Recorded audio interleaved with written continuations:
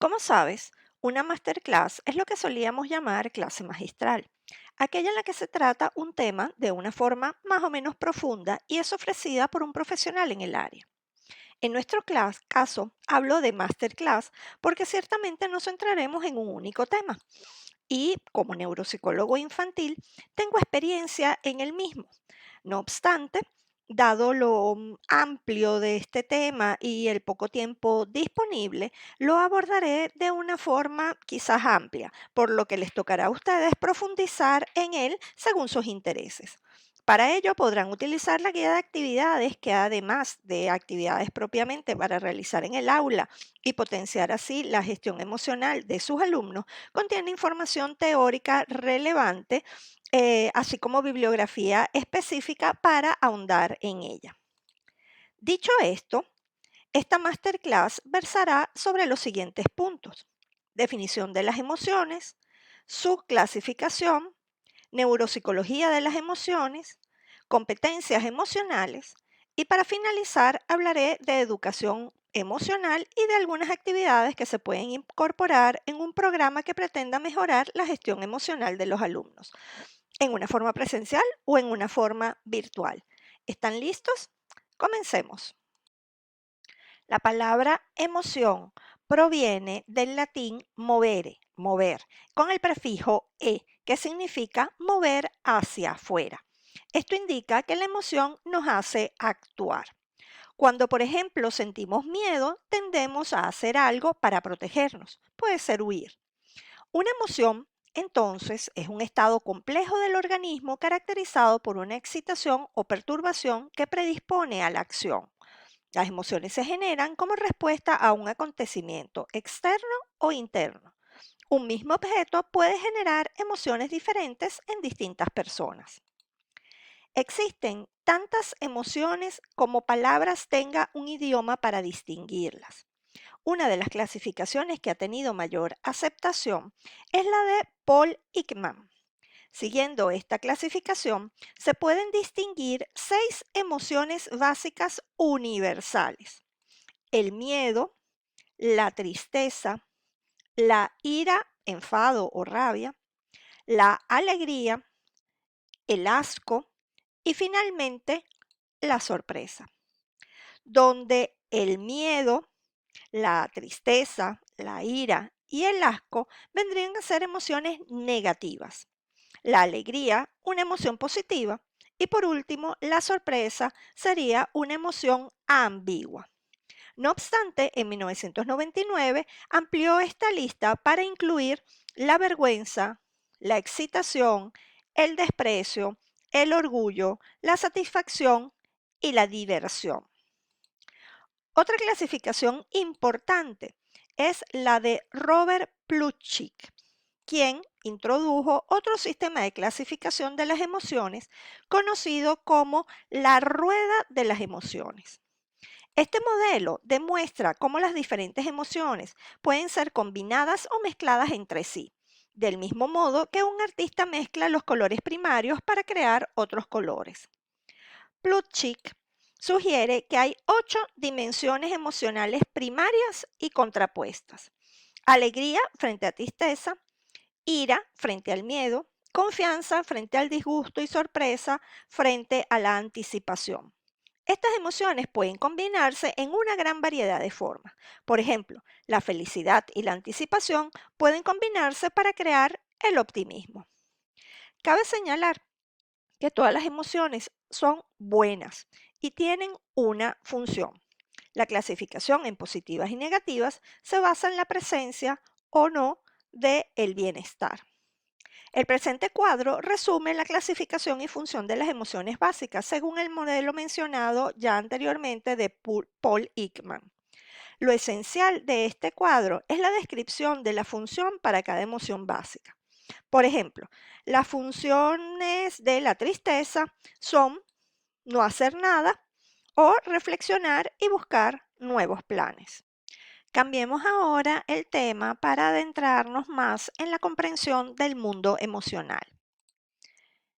El sistema límbico y las estructuras de la corteza frontal se encargan de procesar los estímulos emocionales e integrarlos a las funciones cerebrales complejas, como las decisiones racionales, la expresión interpretación de conductas sociales e incluso la generación de juicios morales.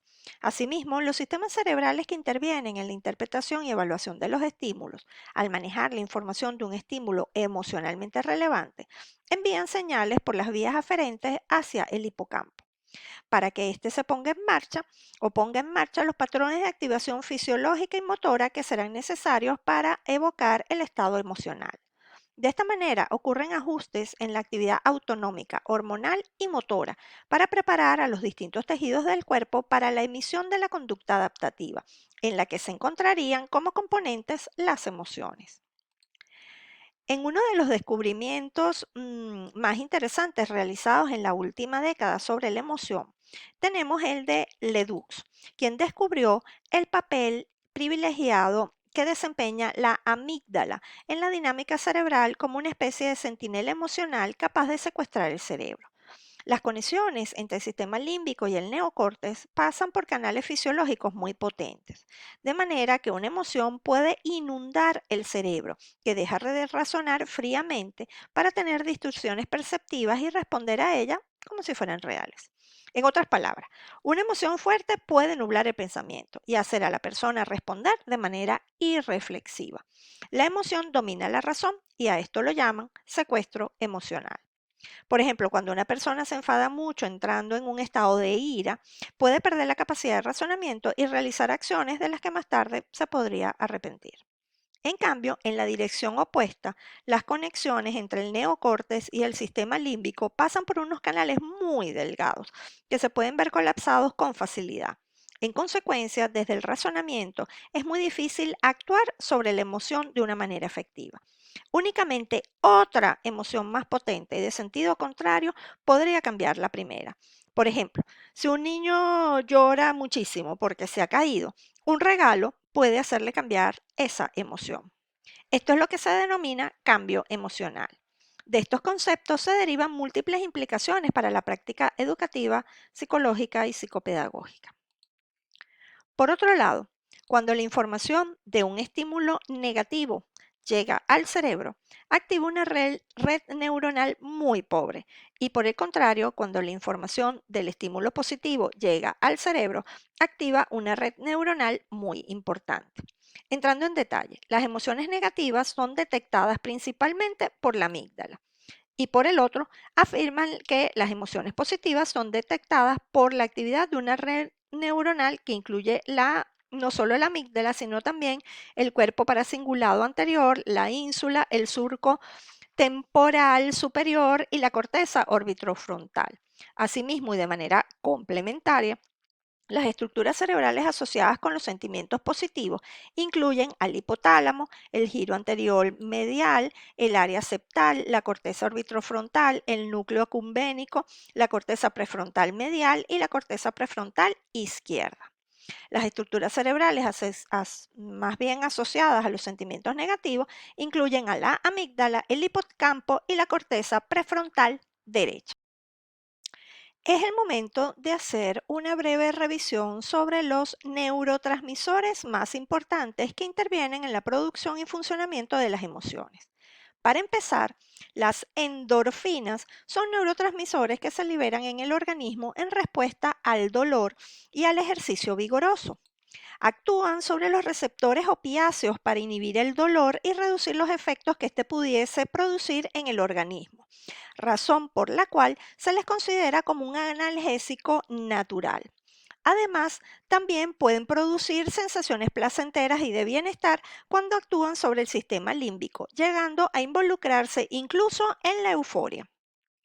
La noradrenalina es el transmisor principal de las neuronas del locus coeruleus, el cual es un pequeño núcleo situado en el tronco cerebral cuyos axones se proyectan hasta llegar a la corteza y la médula espinal, pudiendo aumentar considerablemente la actividad cortical. Los efectos fisiológicos que produce son el aumento de la frecuencia y contracción cardíaca, el aumento de la presión arterial a través de la vasoconstricción. Además, a nivel cognitivo, cumple con algunas funciones y tiene ciertos efectos benéficos, como por ejemplo, se sabe que interviene en las respuestas del organismo ante los estados de emergencia, modula y favorece la atención y el aprendizaje, facilita la respuesta ante señales de recompensa, aumenta la sensibilidad ante señales emocionales de los demás, favorece la sociabilidad y aumenta el deseo sexual. Si los niveles de este neurotransmisor son bajos, entonces la adquisición y asociación de nuevos conocimientos se ve afectada y genera un estado de desmotivación, depresión, pérdida de líbido y de reclusión en uno mismo. La serotonina interviene en la transmisión de los impulsos de ciertos grupos específicos de neuronas que se encuentran dentro de algunos núcleos del tronco cerebral y que se proyectan hasta los cuerpos posteriores de la médula espinal. Justamente en estas conexiones cumple una función moduladora, porque puede inhibir la transmisión de los impulsos dolorosos. Pero esta función no se limita al dolor, sino que también se le ve implicada en la inhibición del comportamiento en general y por ende juega un papel importante en el autocontrol. Por otro lado, se sabe que también interviene en los cambios de alteración del humor, así como en los estados de sueño y vigilia. Finalmente, si sus niveles están bajos, se puede generar comportamientos impulsivos, agresivos y violentos. Y si sufren alteraciones constantes, a la larga se puede desarrollar un cuadro de hipomanía e incluso hasta un trastorno depresivo. Finalmente, es el turno de hablar del neurotransmisor más importante para la emoción, la dopamina. La actividad de esta sustancia está muy ligada al placer y al estado emocional positivo, y su presencia es tan importante que, de hecho, el cerebro siempre requerirá de cierta cantidad para poder funcionar adecuadamente. De manera específica, la dopamina es el neurotransmisor de las neuronas de los núcleos del cerebro que participan en la generación y control de las sensaciones placenteras, de las emociones y los sentimientos positivos, de la toma de decisiones y de algunos aspectos del movimiento. Dentro de sus numerosas funciones, se sabe que tiene un rol muy importante en la actividad cognitiva porque libera y potencia la atención, induce a una mayor creatividad, mejora la solución de problemas y produce incremento en la capacidad operatoria del individuo, lo que en consecuencia mejora su desempeño general. Además, también juega un rol muy importante en el aprendizaje de conductas favorables para el organismo, ya que su liberación nos indica que hay una recompensa disponible en el medio ambiente y su actividad nos prepara para ejecutar la conducta motivada que nos permitirá obtenerla. Y una vez que lo hemos logrado, nos facilitará el aprendizaje de los eventos y conductas que llevaron a la recompensa. Debido a que también interviene en la motivación y favorece las sensaciones, emociones y sentimientos positivos, en el ámbito social nos puede favorecer induciéndonos a tener más y mejores relaciones sociales, favoreciendo y mejorando nuestra vida social. Termino este punto con la oxitocina. La oxitocina puede comportarse como una hormona o como un neurotransmisor que influye sobre la actividad del sistema nervioso vegetativo. La oxitocina es un neuropéptido formado por una cadena de 9 aminoácidos que desempeña un papel vital en la salud y el bienestar, incluso antes del nacimiento. Se genera en el hipotálamo y desde ahí es conducida por una proteína al lóbulo posterior de la hipófisis a través de las fibras nerviosas. De la hipófisis se libera al torrente sanguíneo para alcanzar los diferentes órganos diana. A veces se la llama la hormona del amor, ya que se ha descubierto su función como creadora de vínculos en el ser humano y otros mamíferos, y con un papel fundamental en la sensualidad, la afectividad y la sexualidad. La oxitocina tiene la capacidad de producir empatía. Nos da la oportunidad de reconocer las emociones de los otros y responder afectivamente. Es el mediador químico que produce y sostiene el comportamiento maternal en la mujer y paternal en el hombre. Muy bien, vayamos ahora a cosas más prácticas y por supuesto al centro de nuestra masterclass de hoy, las competencias emocionales. Una competencia emocional es la capacidad para movilizar adecuadamente un conjunto de conocimientos, capacidades, habilidades y actitudes necesarias para realizar actividades diversas con un cierto nivel de calidad y eficacia. Este modelo de competencias emocionales distingue 5 tipos de competencias diferentes y las llama competencias emocionales básicas. Su autor principal y reconocido es Rafael Vizquerra. Estas competencias emocionales son la conciencia emocional, la regulación emocional, la autonomía emocional, la competencia social y las habilidades de vida y bienestar. Las describiré a continuación brevemente. La conciencia emocional es la capacidad de tomar conciencia de las propias emociones y de las de los demás, incluyendo la habilidad para captar el clima emocional de un contexto determinado. La conciencia emocional es el primer paso para para poder pasar luego a las demás competencias. Dentro de la competencia emocional podemos distinguir los siguientes aspectos o microcompetencias. Toma de conciencia de las propias emociones o autoconciencia, dar nombre a las emociones, comprensión de las emociones de los demás y tomar conciencia de la interacción entre emoción, cognición y comportamiento. La regulación emocional es la segunda competencia y se refiere a la capacidad para manejar las emociones de forma apropiada. Supone tomar conciencia entre la relación entre la emoción, la cognición y el comportamiento, tener buenas estrategias de afrontamiento y competencia para autogenerar emociones positivas. Estas serían las microcompetencias relacionadas con esta competencia. Otra de las competencias de este modelo es la autonomía emocional. La autonomía emocional es un concepto amplio que incluye un conjunto de características y elementos relacionados con la autogestión emocional independiente. Como microcompetencias incluye autoestima, automotivación, autoeficacia emocional, responsabilidad, actitud positiva, análisis crítico y resiliencia. La cuarta competencia es la competencia social. Es la capacidad para mantener relaciones saludables con otras personas. Dentro de esta competencia encontramos microcompetencias como dominar las habilidades sociales básicas, respeto por los demás, practicar la comunicación receptiva, practicar la comunicación expresiva, compartir emociones y comportarse de una manera prosocial y cooperativa. También está la asertividad, prevención y solución de conflictos y la capacidad para gestionar situaciones emocionales. La quinta y última competencia se refiere a las competencias para la vida y el bienestar. Es la capacidad de adoptar comportamientos apropiados y responsables para afrontar satisfactoriamente los desafíos diarios de la vida. Las competencias para la vida nos permiten organizar nuestra vida de forma sana y equilibrada, facilitándonos experiencias de satisfacción o bienestar.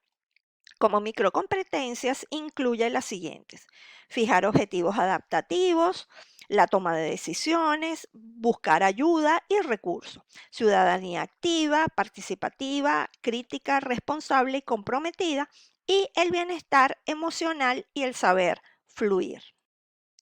Vamos a ver, ¿qué relación tienen las competencias emocionales con la educación emocional? La educación emocional es un proceso educativo, continuo y permanente que pretende potenciar el desarrollo de las competencias emocionales como elemento esencial del desarrollo humano, con el objeto de capacitarle para la vida y con la finalidad de aumentar el bienestar personal y social. La educación emocional, en todos los aspectos, prepara a las personas para la adquisición y asimilación de estrategias. Este proceso educacional debe participar todos los involucrados, la familia, la escuela y el propio entorno. Se pretende favorecer con ella el desarrollo de un individuo autónomo, crítico y capaz de mantener buenas relaciones. Así que, manos a la obra. Para poner en marcha un programa dedicado a la gestión emocional, además de revisar la bibliografía de Rafael Vizquerra, puedes acceder a algunos de los links que te estoy colocando para tomar ideas o revisar algunos de estos programas ya elaborados. En la guía de actividades de esta masterclass encontrarás algunos enlaces de internet y un conjunto de actividades para diferentes grados y edades. Te dejo un rato esta lámina para que puedas copiar el link. En todo caso, me escribes y te los paso por WhatsApp.